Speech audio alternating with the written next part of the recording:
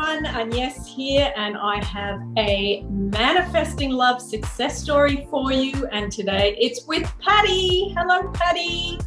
How are you? How's it going? I'm good and really thrilled to hear your wonderful news and looking forward to hearing all about it for the viewers.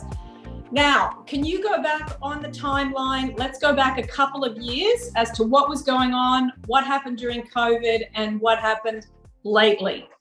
Well, I probably have the worst luck in love that I think I know. So it was like I came to you for help. And I've always been a manifester as far as like money and health and money. Love was the one thing I couldn't get. It's driving me fucking crazy. I mean, get to my age and you're like, what's wrong with you? And then I'm a matchmaker. I had really bad luck in love my whole life. I'm an astrologer. There's an aspect in there. I know we're supposed to manifest and not think that stuff exists, but tell me that when Mercury goes retrograde, okay? So I went to Agnes for help. I saw her on YouTube. I fell in love with her and we became friends and she coached me. And I said, I want to find love. I've given up pretty much everything in my life that would block it. I wasn't working on Millionaire Matchmaker anymore. There were very long hours and a lot of time in the year. I was burnt out after 10 years and I said, I need a break. So I went behind the camera to produce movies. And guess what I'm producing? Rom-coms for Hallmark. Could that be like more of a stick a knife in the gut? So I was like, what's wrong with me? And we did a lot of variations on manifestation. I've been doing Abraham since 1989, but I felt something was missing with it. And I really didn't know about Neville Goddard. I didn't know about Living in the End or any of his, Everything But You Pushed Out. But when I got to Everything But You Pushed Out, I was upset because I was blaming myself for everything that went wrong, all these people that showed up. And I'm a metaphysical person that believes in reincarnation and the Akashic records. You can Google all this. So I knew that those people show up for a reason, to give you a lesson.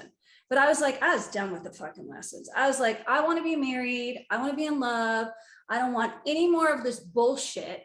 And being a woman of my age, of a certain age, there was a stigma around me as far as like, the cobbler with no shoes. I live in Los Angeles. Everything's about young.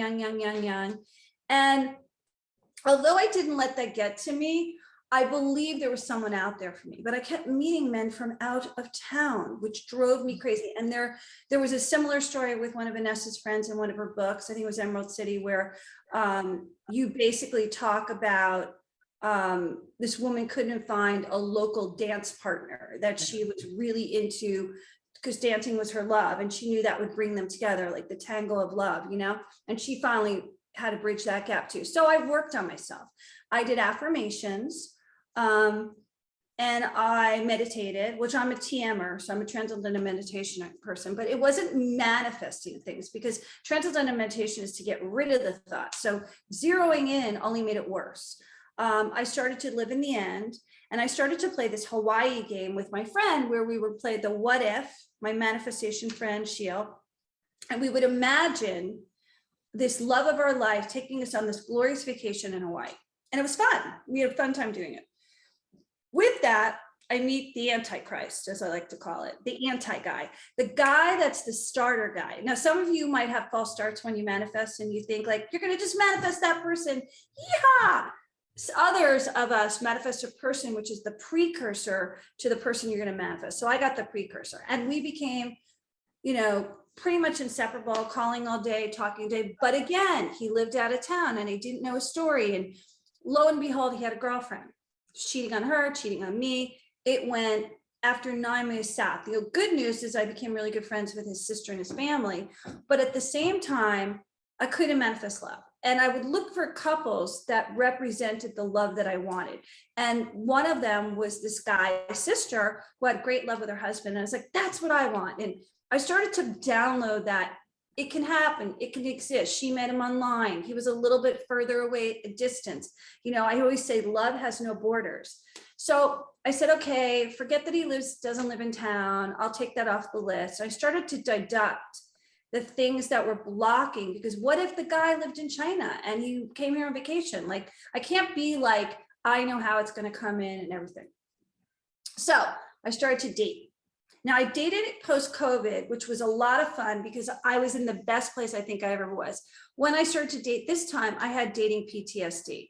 When someone cheats on you or gaslights you, you are way more cautious, which actually worked to my benefit, because before I was like all in, jumping in, and I think I got overexcited. This time I was like, who are you? What do you want? And what are you going to do with me? So I started dating. And I was about to get off the apps. The apps were frustrating. I didn't think the apps cared whether I found love. I didn't think I was meeting the right men, like quality men. And I look for men that have fathered children at my, at this age, had a good business, like not anybody I had to rescue. Because my last boyfriend post-COVID, which you all saw from the show, was not financially set, and I had to rescue him. And money was my issue. Money I could make like that, but I couldn't find a guy who had equal or more money to me. And that was an issue because they all wanted me to rescue them, like little wounded dogs in the road. So I had to make sure that the person I was dating was set and generous and kind and loving. And so I finally went on the apps, and there was a guy, and I was like, I don't know if I like that picture, and I ignored him. I texted him a couple times, ignored him. And I started dating men from out of town, again, a Texas guy. And then I was like, none of these guys feel right. And I was just about to get off the app, and I like to clean the app every week. So every week I look for those who don't come back from us having a conversation, or they've taken my number, not call me, and I delete, because that means it's not going to go anywhere. And that's something I teach in my seminars. Like, if the man doesn't come back in a week, the guy, he can come back later if the app allows it, like the league allows it. Some of the other apps do, but like Tinder doesn't and Bumble doesn't. Once you're gone, you're gone.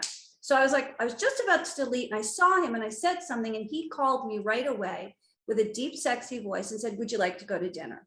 Now that's a man. There was no drinks. There was no, he has to eat, I have to eat. He was a mensch.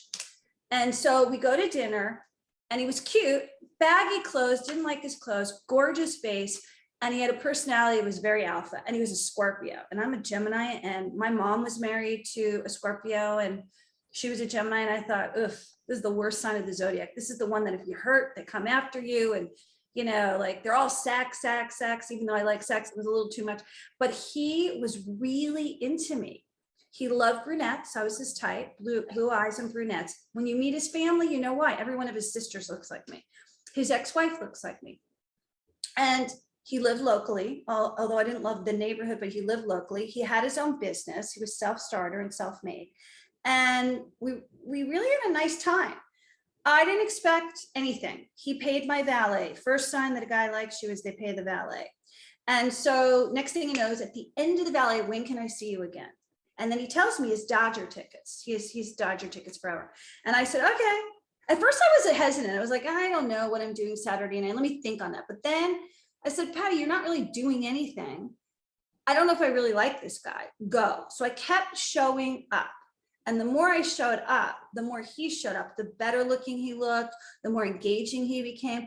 And then we went out for dinner with a friend of mine. He picked up the check. And as he's picking up the check, he said, hey, do you want to be my girlfriend? And I went, and I was dating other guys.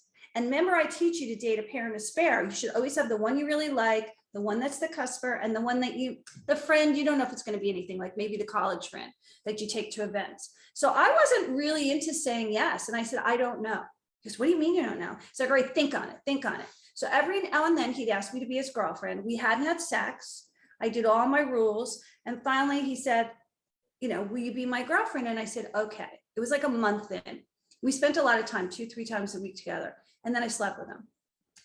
From that moment, he's been my boyfriend. Loyal, kind, loving, sexual, fun, tells me I'm beautiful, grabs me. He's a bad texter, but he's great in person. So we had conversations about that. So I said, you're a bad texter. If you text me, I answer you back, you disappear into the ether. He says, well, you don't call me. So now I call, he texts better. He sleeps like a maniac in the bed. I am like calm, sound sleeper. I sleep on one side of the bed. You don't have to make the bed most of it. He is messy, sweaty Bessie. Cold. He's a heater. He karate chops all over the bed. He snores. He puts breath. I'm like, I'm going to sleep in another room. Last night I said, you're going for an apnea test. I can't take this. So I didn't have any sleep last night. And then we're like married. We've got plans with his family. I've already met 2 of his children out of 3 because the 3rd one's not here. He lives in Australia. The mother is dying to meet me. She already asked us out for dinner. I'm seeing the entire family on Saturday at a birthday party. It's like a real thing.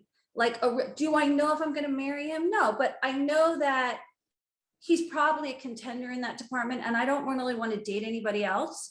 There are issues. We're both getting in shape together. He's got a little pot belly because he had gut issues 2 years ago. He had gout, which is really serious, by the way. And he was sick. I have cluster headaches. So a lot of times this is something I don't talk about very often.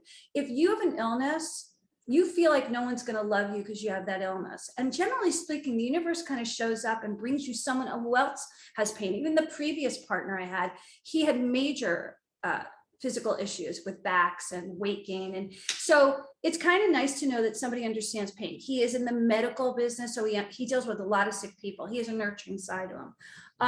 The other thing is he's not perfect. I'm not perfect, but I like him. He makes me laugh. We have a good time. We're both homebodies. We like to stay home and watch TV. We're looking for a new good show.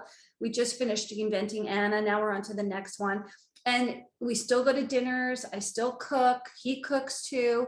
He brought me roses finally last night. That was a big stickler that I didn't get roses. And he went out of his way to a little flower shop he found to get me pink roses from Guatemala that last 3 weeks. That is a big deal to me. You don't have to spend a lot of money. You just have to be thoughtful. But he'll say, hey, babe, we need to bring my sister something this week. What should we bring her? I said, champagne and chocolates. Like, will you pick it up? And then he picks up groceries. We have a real balanced relationship. Now, I will tell you this, as a woman who's been around the block, I pull back way more than he does. I'm like, when I catch myself falling, I'm like, whoa. A couple times they said, love you, at the end of the conversation. He caught it and he loved it, but it's he's more invested in me. My mom used to say, find a man who loves you more than you love them. This kind of that, but I care about him. We're past the 2-month mark, and that sounds like short time, but we spent a lot of time together in 2 months because we live near each other and we see each other at least 3 times a week. We spend the weekends, we're going away on vacation together. So it's like that. And my mom says, you don't really know a man until you spend at least 3-4 days on vacation with them, because you got to really spend all day with them. I had a little moody, I'm in menopause, so I had a little moody thing on Sunday. He caught it. He said, oh, you're moody now. What's this? And I said, I'm having a menopause day.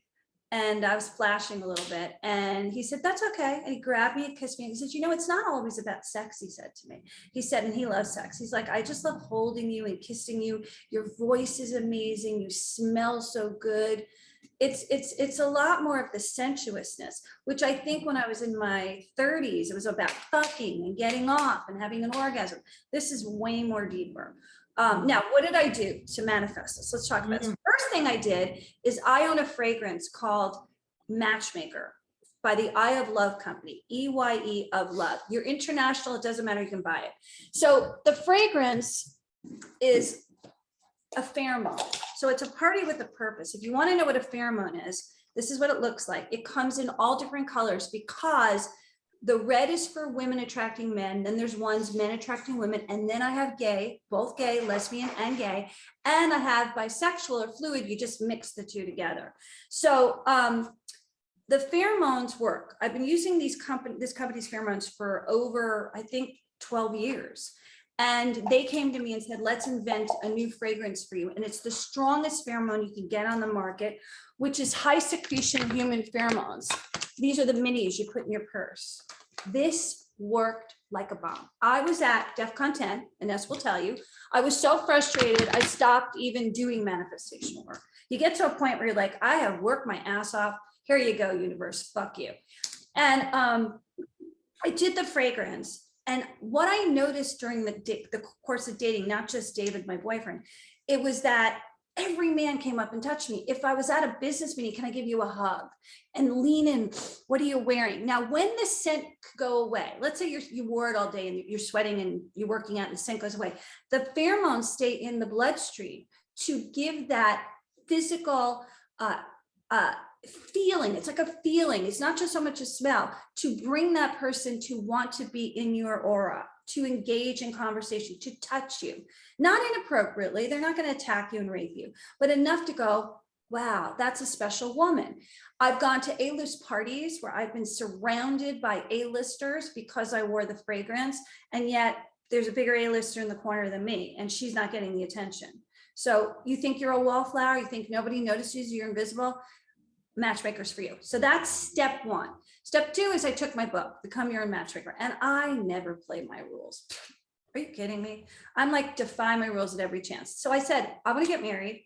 I want to get married in a year. What are the steps? So the first step was to do a dating detox. After this person hurt me, I had to really go deep and go, why did he hurt me? And it was because he seduced me with a conversation, which I'm a Gemini, and that's very important to me. It wasn't so much physical. And so I said, okay, I got seduced by talk. I can't do talk. Love is an action, not a word. I need to see action. No more yin yang you. We were spiritual, this other person and I. We had this in common, reading books, seminars, studying all metaphysics. So he lured me in with my hobby, which a lot of people can get lured in, whether you're a cook, whether you like to play tennis, whatever. And if the person is not showing up like the way you think they are, and your gut sends a signal going, this is wrong, even though your mother says, oh, he's amazing, he's a lawyer, he has so much money, he lives close, he wants to get married, and your gut is going, ding, ding, ding, ding, ding, this is wrong. Pay attention, get out. So I had that 3 times, tried to break up with him, and I didn't know what was wrong. I said, when you're around me, I feel very anxious and nervous. It doesn't feel comfortable. Turns out I had a girlfriend. He was hiding it. So my gut system, my guidance system is telling me. So when you feel that, you might need a dating detox. 90 days is what I recommend, which is to get very clear on what you want and what you will not tolerate. There's an old expression my friend told me that says, we only get the love we think we deserve. It's really important, because if you don't feel you deserve love because you've been abused by your parents or ex-boyfriends or girlfriends, or you just never had a date, or you haven't had that one, you start to think like you don't deserve it, and that subconsciously seeps into your unconscious. This is why the system from Neville, Goddard, or Abraham, or what Agnes teaches you is so important, to believe anything's possible. You don't know how that person's going to show up. You don't know who that person's going to show up. The last guy that I dated before this was not my type. I told Agnes, I don't know why I'm attracted to this grizzly bear with all this hair in his face and his body. And he said, this is so not me. I like hairless men. I like them cut. I like tall men. He was short for my percentage, like 5'11". I'm almost 5'8". And I couldn't figure it out. And it was because his personality was so engaging and charismatic. I fell for that. Now, after I went through dating detox, I took an inventory, my wardrobe. Do I have the right dating looks for this time period? Do I need to replenish it? I didn't have a lot of money. I'm on a budget right now because I'm putting all my money investing in projects. So I said, I'm going to go through my wardrobe. I'm going to compare it to what's on Instagram, all the fashion magazines and whatnot. And I'm going to make dating looks, whether I'm going to the gym, whether I'm going to the grocery store, whether I'm going to meet him for dinner, whether I'm meeting him at a baseball game, just cute little looks in my closet that are sexy, fun, and flirty, and then spray my perfume on and go. The third thing I did was meditation, hypnosis, great meditations from Agnes, hypnosis, to get myself into the mantra of believing that I could have what I want. And that's really what I did. I did those 3 steps. I even said it on my Instagram recently. When I did the steps, I noticed a shift because I was getting sexual. And then something happened. I didn't care whether he showed up or not. This is when I knew the turn was happening. I was having fun going out. So when he asked me to be his girlfriend, I didn't want to be his girlfriend. I wanted to see what else was out there because I liked meeting someone for dinner, or going to the theater, or going to a concert. I liked the dating experience because I love dating. So something shifted in my head to go, showing up, having a good time without expectation, and just joining a certain gentleman's company was enough. He felt like he must have felt that he was going to lose me to another guy. So he was very alpha, which was the first thing on my list. The wish list is important. You're not going to get everything on the list, trust me, but you're going to get the things that you need. Like he's an alpha. He's 100% hunter, yet he has a soft emotional side that he can switch to. And that's because he's a left-handed male. Left-handed male use both sides of the brain, just like women do. So he can be sensitive, also be rugged and take charge. And here we go, wench. There were things he didn't do that I liked. He wasn't chivalrous in the beginning, like opening the car door, other than paying the valet. So I'd stand at the door of the car and go, and he'd run around and open it. Said, okay, now he opens it. Now he opens it. The other day, we were trying to get tickets to the theater to see a movie, Elvis, and the AMC system was just fucked up. For two people from a different generation of tech, the two of us looked at each other like blind. Finally, he said, why don't we just get the tickets there? And I said, no, there won't be any left because it's a small theater. I said, let's go on Fandango. So I give him Fandango and he goes, you do it. I said, no, you do it. And he did it in 10 seconds. He says, but I can't order the popcorn. It used to be like you order the popcorn, you pick up the Cokes. So I said, that's okay, we'll just wait online for that. And then he had anxiety because he thought we were gonna miss the beginning of the movie, which we didn't. By the way, it's 2 hours and 40 minutes. You're not gonna miss anything. So finally I said to him, he said, I suck at this. I said, no, you're really good. You might have, the AMC system might have been down, but Fandango was up. So I gave a solution, but I walked away and said, you do it. And I'm learning to speak my piece, because in the previous relationships, I would have done it. I would have been indispensable. My mother said be indispensable at work and in love. And I thought, if I become indispensable, he has nothing to do. And he becomes my couch potato son. I have to stop doing everything. This morning, he's like, let me take the garbage out. You know, like he made the bed. Like I realized I did too much in my previous relationship. And this is what causes the type of man that came to me was the man that wanted to be rescued, the beta, when I want the alpha. So in order to become the alpha, I have to become the beta. And that is very hard if you're a successful woman or trying to be a successful woman and you're out in the working force. And then you come home at 5 o'clock, martini time, and you're like, I gotta be beta. And it's very hard to shift. And then those men that you want to repulse by you, because two alphas do not work. So there's many, now he had a crisis at work this last week and I became the soothing, loving girlfriend and said, everything's going to be fine. It's going to work out. I didn't rescue him, but I calmed him down. And a blowjob goes a long way too. But you know what I'm saying? Like, in other words, I realized my personality is changing because of him, because he's not my typical guy. Could he be richer? Fuck yeah. Could he be more in shape? Yeah. Could he be live in a better neighborhood than I live in, like live closer to me because he doesn't really live close to me? I said, yeah, but there's a lot of things that are stupid. You know, all my friends think he's handsome. They think he's wonderful.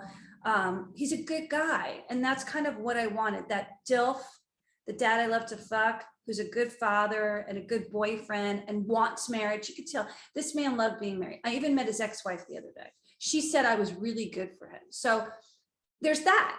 Now, I think I've had the worst luck in love. Like I'm a Wiccan witch that knows how to spellcraft. And yet I was spellcrafting the whole time, which is something I don't really talk about, which is I was doing certain spells to summon my soulmate at the same time of doing manifestation work. So that's really powerful. Then you add the hypnosis, then you add the subliminals, and then you do the walks every day with yourself, visualizing you're with your mate and pretending they're there. I mean, we have a friend, Shelly Bullard, and she is very into feeling, where me and Agnes are more into working at it.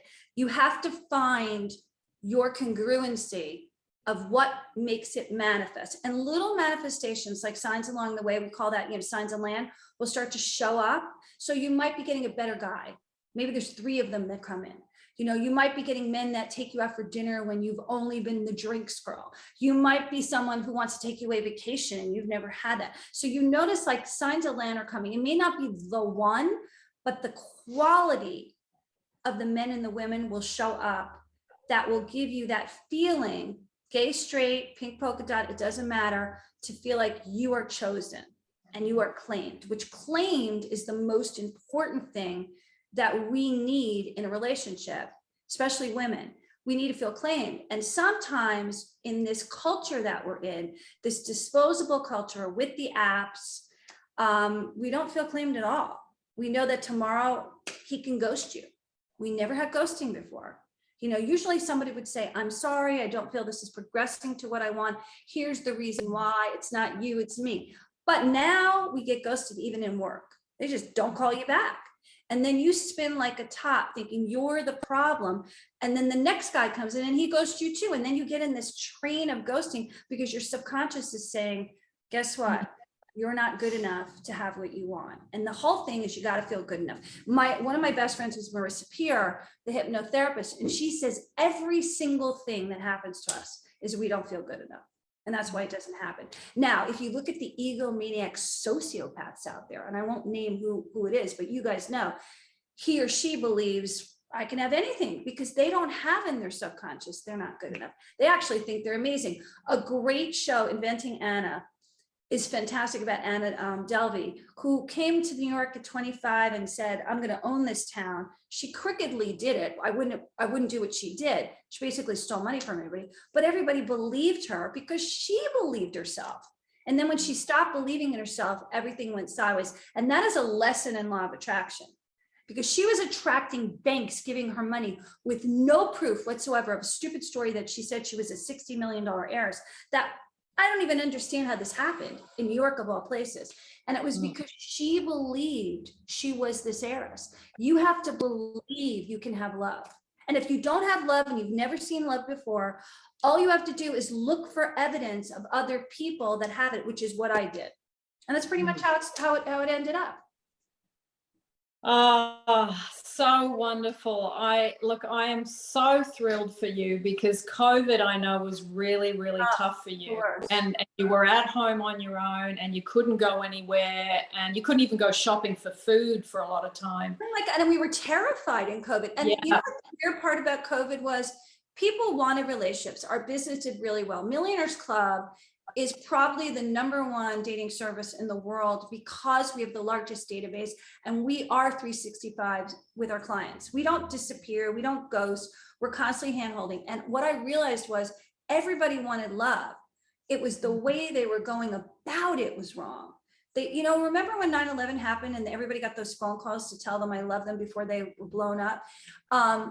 I remember thinking, and that was one of our biggest days in business when the banks opened. I remember thinking, what would I be like if that happened? And I didn't want to die without love. So I made it my mission. Now, there's this law of attraction theory that once you forget it, you kind of set it and forget it and let it go. That's great, but it's not logical.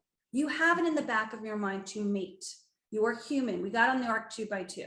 So if you keep thinking like you're punishing yourself because everything but you pushed out, saying, well, you caused this rift. You just keep, you know, what you dwell swells, right? It's just going to keep happening. I think I was doing that so much of the time, which I talked to Agnes about, that I felt I was blaming myself. Why would I attract a basically, you know, cheater? Why would I attract it? And yet I had no evidence he was until it came, when I went up to where he lived and his family and friends told me that she was always in the picture, the girlfriend. Now, this is what's sad about it. My gut told me to get out. And I did not listen to my gut because it's irrational. There's no evidence. We're evidence here. So the key is stop blaming yourself because of who you and what you attracted. It happened. It was yesterday. Put it in the yesterday box is what I like to say, because it's going to happen again and again. It's only going to happen again if you dwell on it. And that's what happens. The ghosting, the same thing, the breadcrumbing, the submarining, all these things, you're blaming yourself like I'm not good enough, so-and-so did it. And then you're raging about it. You're talking to your friends and you're trying to figure out why did it happen? That's their issue, not yours. This person that I talk about, which go nameless, I have a feeling cheated most of his life. There's evidence that I see that he was a cheater. Now, he would never agree to that. He would say, oh, the relationship's over, but he never went to the person and said it's over. And there was no grieving period. They're called jumpers, those people. They jump from one to another. And I realized that's his story, not mine. He recently, how childish he is, he recently blocked me. on Instagram. We followed each other and we supported each other in our businesses. And his girlfriend tried to be my friend. And then they all of a sudden, I went on a radio show, I talked about this, but I didn't mention his name because somebody asked me about gaslighting. And I wanted to talk about this gaslighting problem that's happening everywhere, work, friends, everything. It's happening all across. It's a nonstop problem right now where the person makes you think you're crazy when you know better.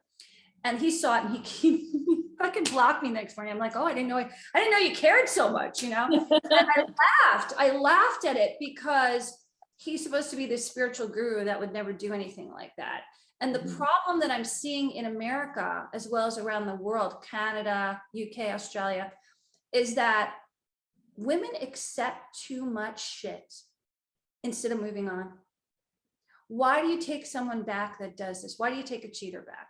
Why do you take a man who treats you like crap, beats you, abuses you, disappears on you, ghosts you, submarines you? Why? Why do we do this? It's because there's not enough men in the world. Too bad. All you need is one. And we tolerate shit because from childhood, we're taught to be polite. This is sociological, by the way.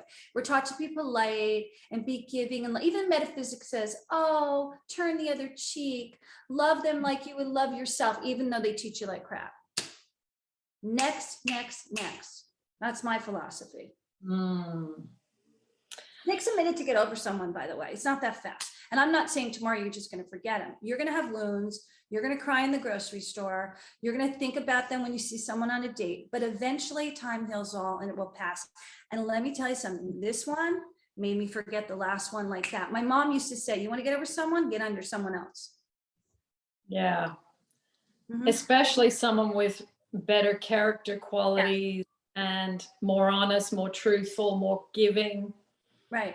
I'll give you another pro story. So Vicki Gunnarsson on Orange County is one of my friends, and she was devastated over the breakup with her ex-boyfriend. And he went off, used her financially. He had no money. And he lived off of her in Puerto Vallarta as well as OC. And then he finds some young gun, 20-something-year-old, and marries her. And it just goes sideways. And she's on the girls' trip with Jill and Tamra, and she is miserable, and Dorinda's coming at her left and right. I mean, it's great TV, but she's calling me. She's upset. I'm trying to coach her. I said, make a wish list, Vicki. Make a fucking wish list. And she's very Christian. She wanted a Christian man. She wanted a tall man, successful with cowboy boots, like, you know, all these things, except for one thing she didn't get was he had a boat. Big deal. He's so rich he could buy a boat. So she goes out to dinner with Kelly Dodd, and she's in the worst place ever. So we teach you have to be happy to get love. Oh, I wasn't happy. She wasn't happy. We both were like PT fucking SD. And there is dating PTSD, by the way. So she goes out for dinner with Kelly, and Kelly goes, oh, I want to introduce you to someone. And they had gone on a date once, and she never called this guy back. Not once. Successful, money, lives in Dallas, lives in OC, goes back and forth. And they hit it off, and they're inseparable every day since. And the weird part is my best friend used to date him and say that he was the greatest guy since sliced bread, but she lived in Florida and he lived in Dallas. Anyway, I said to Vicki, he picks up the check, he pays for everything. He's such a sport. He's such a mensch. I said, do you see how you had 3 men in a row that you had to pay the bills for, and you believed you could only get a man if you pay the bills? I have a friend who doesn't believe you can get a good looking guy with money, and she's in her 60s right now, and that she can't because she doesn't believe it. I said, do you see how you shifted? You wrote that list, you believed in it, and she's talking about how she manifested it, and she totally manifested it. I mean, she was at the bottom of the ground, dirt. Unhappy, miserable. And I thought, isn't this interesting? This defies Abraham, because it defies Abraham. I'm sorry, Esther, but it defies law. You say we have to get happy, but yet she prayed to God. She believed the universe would send her something. She made her list. She did the work, even though she felt like crap. Because when you do the work and you feel like crap, that's kind of like when the cog on the wheel starts to go, I believe.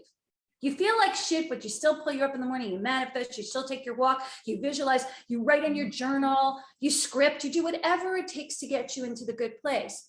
And I mean, it might be the placemat process that Abraham talks about, but it's more like the universe heals because the universe has your back. Like as Gabby Bernstein says, the universe has your back because they did have her back in this. He's a good guy. Yeah. And by the way, just because we manifest men and we may or may not get married to them doesn't mean this is not a success story. You don't have to be married for it to be. All you have to do is say, I manifested someone on my frequency who's good to me and I adore them and they adore me. And that's it. Whatever happens in the future will happen in the future because I believe we have appointments on earth with different various people. And there's a lot of reasons why my mother got married 3 times. She dated a lot of men. You know, there might've been reasons for that. We don't know spiritually, but I do believe if you go to the universe and go to the mat and say, angels, you know, goddesses, God, whatever you pray to, please bring me the one. They're going to bring you the right for you. Yeah. And I think, Patti, once you get to the point where you're 2 givers in a relationship, it doesn't get better than that. Right. And by the way, men will test you to be non-givery. This is another thing. Men have an innate take. Not like 100% take, but there is this. So I learned this from John Gray recently. He had a good video on this if you want to check it on YouTube. He said, men, if you give a man a gift, you bought him a wallet, you bought him baseball bat, you bought him whatever, he'll go, thank you very much. And he will not return the favor to you. And you'll be like, wait a second, he didn't return the favor because women naturally, you give me a gift, I give you a gift. They're programmed this way. They're programmed this way. So you get mad at them because they're not doing what you want to do. They're not built like you. So they will take, if you keep giving to them, it's like a dog. They're similar to dogs. Dogs don't know when to stop eating. They'll make themselves sick, right? Cats will walk away. Cats are like women. If you keep giving to a man, he's just going to take it. It's not his fault. It's his innate chemistry and his belief system, as well as his brain. He's going to take it. He may not give you anything in return. And you're going to be pissed off. Instead of saying, my love language is gifts. If I give you a gift, I expect something in return. You have to discuss this. This is another thing. We do not tell men what we want. I mean, it's one thing to tell a man 2-3 times and they don't do it because that means he doesn't care about your feelings. And that's the next step is therapy on that. But if you tell him and 1 or 2 times he gets it, like I said to him, you text shitty. And he's not perfect right now. And he goes, well, you don't call me. So we're working on that. I didn't know that.